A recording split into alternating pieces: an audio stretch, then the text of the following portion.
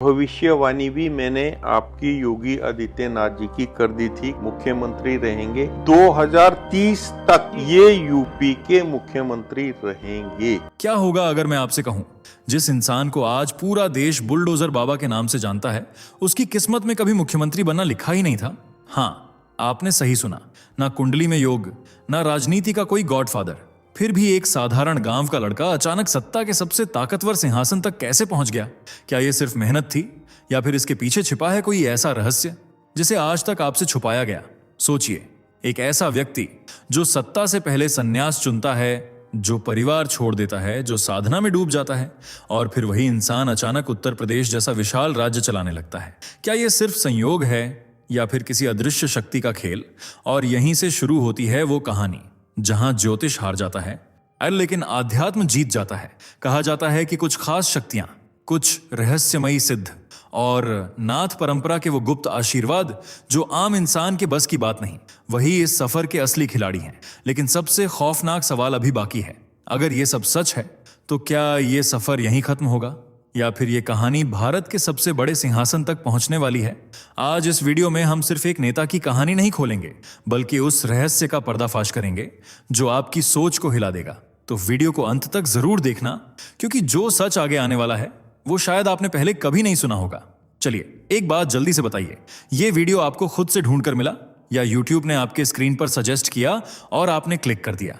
क्योंकि हमें भी समझना है कि यूट्यूब हमारी आवाज आप तक कैसे पहुंचा रहा है। और अगर आप सच में एक जागरूक और देशभक्त हिंदू हैं, तो चैनल को अभी सब्सक्राइब करें, वीडियो को लाइक जरूर करें और अपने दोस्तों के साथ शेयर करना मत भूलिए। चलिए, अब बिना देरी के बढ़ते हैं आगे वीडियो की सबसे जरूरी बात की ओर। क्या सच में योगी आदित्यनाथ की कुंडली में सीएम बनने का योग नहीं था? किस कृपा से सीएम योगी मुख्यमंत्री बने? क्या है 9 नाथ और 84 सिद्धों का राज, जिनका आशीर्वाद हर वक्त सीएम योगी के साथ रहता है? क्या सीएम योगी की कामयाबी के पीछे भी इन्हीं का हाथ है?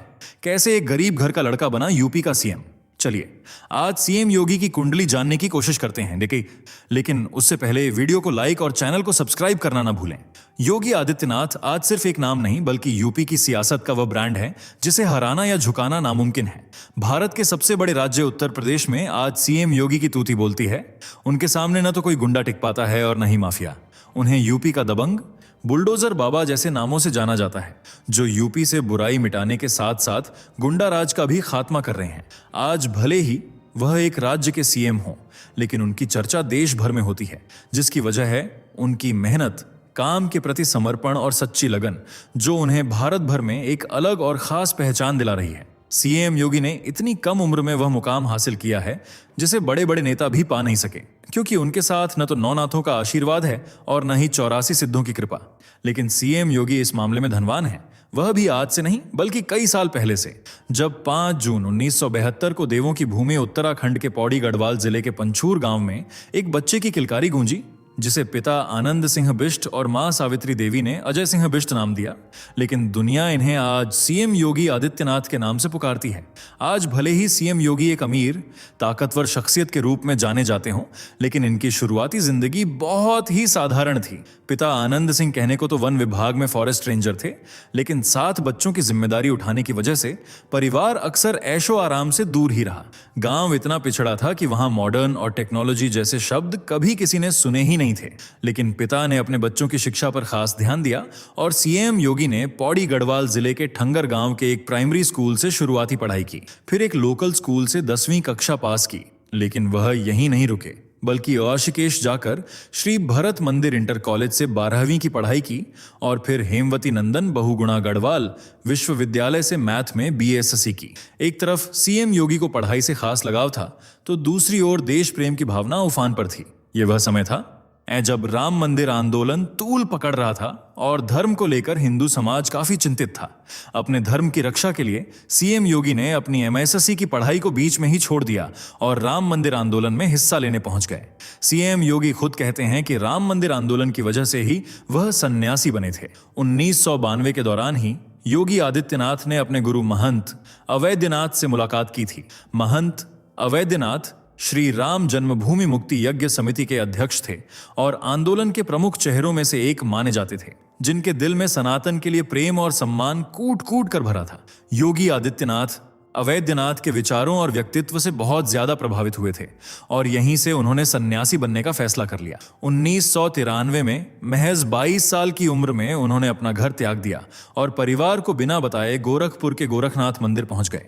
यहां रहकर इन्होंने महंत अवैधनाथ से दीक्षा ली और इसी दौरान उन्हें एक नया नाम भी मिला, योगी आदित्यनाथ। सीएम योगी की योग्यता और सच्ची श्रद्धा देखकर महंत अवैधनाथ ने उन्हें 1994 में गोरखनाथ पीठ का उत्तराधिकारी घोषित कर दिया और आज सीएम योगी इसी मठ के पीठाधीश्वर हैं। शुरुआत में योगी का ध्यान सिर्फ ईश्वर की भक्ति में था। वह समाज की सेवा कर पुण्य कमाना चाहते थे, लेकिन महंत अवैधनाथ जानते थे कि समाज सेवा का रास्ता सियासत से होकर गुजरता है। अगर योगी सियासत में अपनी पकड़ मजबूत बना लेते हैं तो वह खुलकर लोगों की सेवा कर सकते हैं। इसलिए उन्होंने सीएम योगी को सियासत में उतरने का आदेश दिया और गुरु का आदेश मिलते ही योगी आदित्यनाथ ने राजनीति में अपने पैर जमाना शुरू कर दिए और महज 26 साल की उम्र में गोरखपुर से चुनाव के लिए खड़े हो गए और शानदार जीत भी हासिल की। उस समय योगी जी 12वीं लोकसभा के सबसे युवा सांसद थे। संसद पहुंचने के बाद उन्होंने पूर्वी उत्तर प्रदेश के मुद्दों को उठाया और 2002 में उन्होंने हिंदू युवा वाहिनी का गठन किया, जिसने जमीनी स्तर पर उनकी ताकत को और ज्यादा बढ़ा दिया। गोरखपुर वासियों को सीएम योगी का काम इतना पसंद आया कि उन्हें ही 5 बार गोरखपुर से सांसद चुना गया, जिनमें 1998, 1999, 2004, 2009 और 2014 का साल शामिल है। उनकी लोकप्रियता इतनी बढ़ गई थी कि गोरखपुर को उनका अभेद्य किला कहा जाने लगा और देश भर में उनके नाम की चर्चा होने लगी। यही चर्चा उन्हें मुख्यमंत्री के मुकाम तक ले गई और 2017 में प्रचंड जीत के साथ उन्होंने उत्तर प्रदेश की सीएम कुर्सी पर अपना हक जमाया। गद्दी पर बैठते ही उन्होंने उत्तर प्रदेश से माफियाओं का दबदबा खत्म करना शुरू कर दिया, अवैध जमीनों पर बने घरों को खाली करवाया और अवैध कब्जे को खत्म करवा दिया। उन्होंने सियासत में आते ही राम मंदिर का मुद्दा भी उठाया, जिसके जरिए वह सियासत में उतरे थे। योगी आदित्यनाथ ने न सिर्फ यूपी को पावरफुल बनाने पर ध्यान दिया, बल्कि हिंदू धर्म को भी मजबूती दिलाने की हर मुमकिन कोशिश की। बीजेपी में अगर पीएम मोदी के बाद कोई दूसरी बड़ी शख्सियत है तो वह योगी आदित्यनाथ ही हैं, जिन्हें बड़ों से लेकर बच्चे तक अच्छे से जानते हैं। वह जवानों के लिए इंस्पिरेशन है और बुजुर्गों के लिए सहारा। कई लोग चाहते हैं कि योगी आदित्यनाथ ही यूपी के मुखिया बने रहें और जिस तरह वह आज यूपी को संभाल रहे हैं, आगे भी वह इसी निष्ठा से पूरी जिम्मेदारी उठाए, क्योंकि सीएम योगी उन नेताओं में शामिल हैं जो सही को सही और गलत को गलत बोलने की हिम्मत रखते हैं। वह न तो गुंडों के सामने झुकते हैं और न ही बुराई का साथ देते हैं। इसलिए आज यूपी की जनता उन्हें भरपूर प्यार देती है। इसी प्यार के चलते वह दूसरी बार भी 2022 में यूपी के मुख्यमंत्री बने। लेकिन अगर हम आपसे कहें कि उनकी कुंडली में सीएम बनने का योग नहीं था, तो क्या आप यकीन करेंगे? जी हां, कई ज्योतिषों ने दावा किया है कि उनकी कुंडली में मुख्यमंत्री बनने का कोई योग नहीं था, लेकिन उनकी आध्यात्मिक शक्तियों ने उन्हें इस मुकाम तक पहुंचाया और इस शक्ति का स्रोत है नाथ परंपरा। इस पंथ के आदि गुरु स्वयं भगवान शिव यानी आदिनाथ माने जाते हैं। ऐतिहासिक रूप से इसकी स्थापना गुरु मत्स्येंद्र नाथ ने की थी और इसे व्यवस्थित रूप गुरु गोरखनाथ ने दिया। यह परंपरा सालों से चली आ रही है, जिसके जरिए कई नाथ और सिद्ध बने हैं, लेकिन इनमें सबसे खास हैं 9 नाथ और 84 सिद्ध। 9 नाथों में मत्स्येंद्र नाथ, गोरखनाथ, जालंधरनाथ, कानिफनाथ, गहिनीनाथ, भर्तृहरिनाथ, रेवणनाथ, नागनाथ और चरपटीनाथ शामिल हैं। जिस तरह ये 9 नाथ शक्तियों का भंडार है, यानी उसी तरह सिद्ध भी असीम शक्तियों के मालिक हैं, लेकिन इन शक्तियों को पाने के लिए बहुत मेहनत करनी पड़ती है। एक सिद्ध पुरुष बनने के लिए सबसे पहले एक योग्य गुरु की खोज की जाती है। गुरु शिष्य की परीक्षा लेते हैं और फिर उसे दीक्षा देते हैं। इसमें गुरु मंत्र दिया जाता है और साधक को संसार का मोह छोड़कर भगवा वस्त्र धारण करने होते हैं। सिद्ध बनने के लिए साधक को षटकर्म, आसन, प्राणायाम और मुद्राओं के जरिए अपनी प्राण ऊर्जा कुंडलिनी को जागृत करना होता है। एक सिद्ध वह है जिसने अपनी 5 इंद्रियों पर पूर्ण विजय प्राप्त कर ली हो।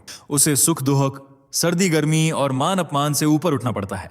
सिद्ध पुरुष बनने के लिए ब्रह्मचर्य का पालन करना जरूरी है और अगर कोई व्यक्ति इन सभी शर्तों को पूरी कर लेता है, तब जाकर उसे एक सिद्ध पुरुष बनने का मौका मिलता है। और जब वह सिद्ध परंपरा का पालन करता है, तब जाकर वह एक नाथ बन पाता है। नाथों में भगवान शिव को ही पूजा जाता है और उन्हें अलख नाम से पुकारा जाता है। नाथ अपने अंतिम दिनों में या तो ध्यान मग्न होने के लिए हिमालय में चले जाते हैं या फिर गुफाओं में रहकर तपस्या में लीन हो जाते हैं। योगी आदित्यनाथ भी नाथ परंपरा से ही जुड़े हुए हैं और इसके हर नियम का सख्ती से पालन करते हैं, फिर चाहे वह सात्विक जीवन जीना हो या ब्रह्मचर्य का पालन करना। यही वजह है कि वह आज तक कुंवारे हैं, क्योंकि नाथ परंपरा में सन्यासी बनने के बाद व्यक्ति को सांसारिक मोह माया और पारिवारिक जीवन का त्याग करना होता है। उन्होंने एक इंटरव्यू में कहा था कि वह समाज और राष्ट्र के कल्याण के लिए काम करना चाहते थे, जिसके लिए उन्होंने व्यक्तिगत सुखों का त्याग किया और यही त्याग आज उनकी कामयाबी का जरिया बना हुआ है। उन्होंने कम उम्र से ही संन्यास ग्रहण कर लिया था और अपने पूरे जीवन को भगवान की राह में समर्पित कर दिया था। इसलिए आज न सिर्फ वह गोरखनाथ मठ के पीठाधीश्वर हैं, बल्कि सबसे शक्तिशाली हिंदू नेताओं में भी शुमार हैं। वह नाथ परंपरा को फॉलो करते हैं, जिसमें माना जाता है कि ब्रह्मांड में पिंड है और पिंड में ब्रह्मांड है।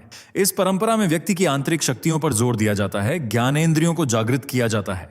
अब योगी आदित्यनाथ की आंतरिक शक्तियां भी जागृत हो गई हैं। ऐसा कहा जाता है कि उनके साथ हर समय कई महान सिद्ध और नाथों का आशीर्वाद रहता है। चाहे योगी आदित्यनाथ कहीं भी जाए, लेकिन 84 सिद्ध और 9 नाथों की कृपा हमेशा उन पर बनी रहती है। उनकी कामयाबी का राज भी यही शक्तियां हैं जो उन्हें न तो कभी किसी के सामने झुकने देती हैं और न ही हारने देती हैं। यही वजह है कि गोरखपुर में भी उन्हें 5 बार जीत मिली और यूपी में भी 2 बार मुख्यमंत्री बनने का शानदार मौका मिला।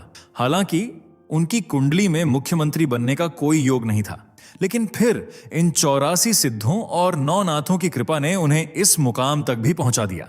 और अगर ऐसी ही कृपा बनी रही तो वह दिन दूर नहीं जब सीएम योगी मुख्यमंत्री की कुर्सी छोड़कर प्रधानमंत्री की कुर्सी पर विराजमान होंगे, क्योंकि बीजेपी में पीएम मोदी के बाद उन्हें ही पीएम पद का दावेदार माना जाता है। उनकी लोकप्रियता पूरे देश में है और वह बीजेपी के मुख्य चेहरों में से एक हैं, जिनकी लोकप्रियता का अंदाजा आप इस बात से लगा सकते हैं कि कांवड़ यात्रा में कई लोगों की मनोकामना यही थी कि योगी आदित्यनाथ देश के प्रधानमंत्री बने, और यह दुआ जल्द ही सच साबित भी हो सकती है, जिसकी वजह है एक भविष्यवाणी जो सबसे प्रचलित ग्रंथ भविष्य मालिका में दर्ज है। इस पुस्तक के रचयिता हैं संत अच्युतानंद दास महाराज, जिनकी एक नहीं अनेक भविष्यवाणियां सच का रूप ले चुकी हैं।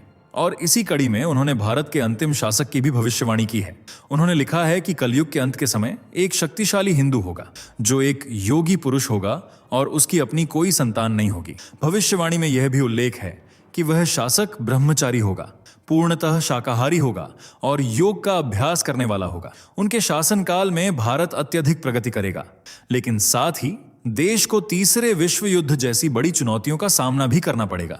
इस भविष्यवाणी को जानकार सीएम योगी से जोड़कर देखते हैं, क्योंकि पीएम मोदी ने तो शादी भी की थी, लेकिन योगी आदित्यनाथ पूरी तरह से कुंवारे हैं और बचपन से ही ब्रह्मचर्य का पालन कर रहे हैं। वह एक योगी पुरुष हैं और उनके नाम में भी योगी शब्द छिपा हुआ है। उनकी न तो कोई संतान है और न ही पत्नी, इसलिए यह भविष्यवाणी योगी आदित्यनाथ पर फिट बैठती है, क्योंकि पीएम मोदी उम्र के पड़ाव को पार कर सियासत से संन्यास ले सकते हैं और उनके बाद अगर कोई उनकी जगह संभाल सकता है तो वह सीएम योगी ही हैं।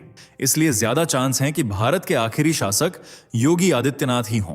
वैसे आपको क्या लगता है, क्या यह भविष्यवाणी योगी आदित्यनाथ के लिए है, हाँ या नहीं? जवाब कमेंट में जरूर दीजिएगा।